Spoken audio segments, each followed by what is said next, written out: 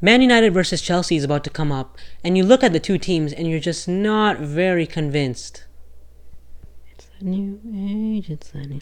SCTV, welcome back. I'm your host, GNF, and today we are previewing Man United versus Chelsea, their season, and the game that's coming up tomorrow. Now, take a look at this team, okay? Take a look at this Man United...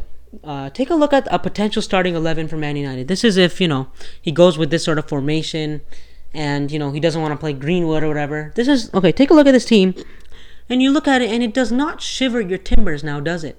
It doesn't look like a very good team. It just looks like a team that's striving to be the next... It just looks like a team striving to be the next David Moyes and finish 8th. Alright, before someone brings it up, I did predict Man United to finish 4th. And that's because I'm banking on a lot of things. I'm betting on the fact that Lingard, Martial, and Rashford are going to find form. That Pogba's going to find form. That Maguire actually ends up being a really good player. Here's the thing.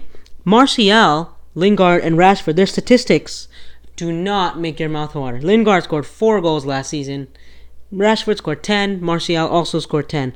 The thing is, though, you know that all these players have potential. They have the potential to be really, really good players. So, the thing is,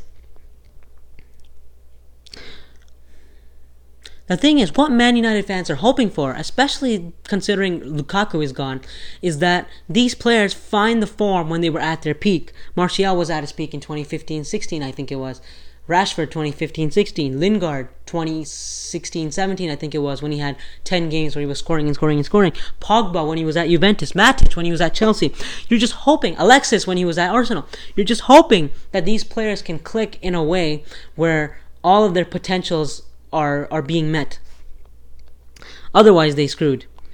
But even more concerning than the Man United team, take a look at a potential Chelsea team. Oh my goodness. There is a lot of questions to be asked. This is enough to make an entire exam for school. That's how many questions you can ask about this starting 11. Okay, from the bottom going up, let's go. Kepa's a decent keeper. Alonso made a lot of mistakes last season. Just ask Angry Rant Man what he thinks of him. Zouma, a bit of a scary one. Christensen, also a bit of a scary one. Well, how well will they work together? Back then, Zouma had John Terry to work with. Christensen had Azpilicueta in a back three, I think it was. So even if they weren't the best center backs, they had people that would make up for their errors. Azpilicueta, one of the best fullback / center back in the league. They'll be fine there. Conte, one of the best. Jorginho, my goodness. The issue that people had was all he could do was pass. He wasn't a very good defender. So if you're playing this 4-2-3-1, you're asking for Conte to do all the defensive work to the point where he's probably going to be like, oh man, this Jorginho guy is dead weight. Might as well kill him, lift him up, and then put him in a corpse. Because when you're lifting him up, that's dead weight if you kill him. I'm sorry. Pulisic, a lot of pressure on Christian Pulisic to perform because Pedro is a man from yesteryear. Ross Barkley isn't that good yet. He has the potential.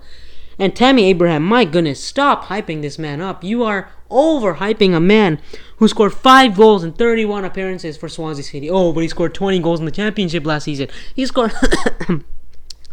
He scored 30 goals or something like that for Bristol City the year before he went to Swansea. That's why Swansea thought they had a really good acquisition. But as the season went by, he just faded. That's how it was.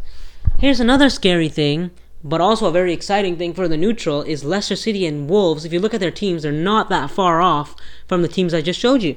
This is a potential Leicester starting 11, Wolves starting 11. Two teams that are playing each other very soon. Tomorrow, actually, I'm pretty sure, depending on when I put this video out. Okay, Schmeichel, can be comparable to Arrizabalaga. Johnny Evans at Maguire, decent. Those are two decent center backs. Tielemans is a good player. Perez is a good player. Vardy scored 18 goals by himself. Martial, Rashford, and Lingard managed 24 goals all combined. Vardy scored 18 of them by himself. Just think about that one for a second. Those are the kind of players United is relying on. Players that just on paper haven't fulfilled their potential. Wolves, look at this Wolves team. They've got Patricio, they've got Dendonker's a good player. Neves is a good player. Moutinho is a very experienced player. And Raul Jimenez scored 13 goals, 7 assists on his own. Yeah, that's more individually than Rashford, Lingard, and Lukaku. So the thing to look at here is, do I think that Wolves and Leicester are gonna catch up? No, they're not. But I just think there's a lot of potential in this team that has a very good chance of not being met. Listen, I'm betting on United finding potential in Lingard, Martial, and Rashford only because we've seen flashes of it.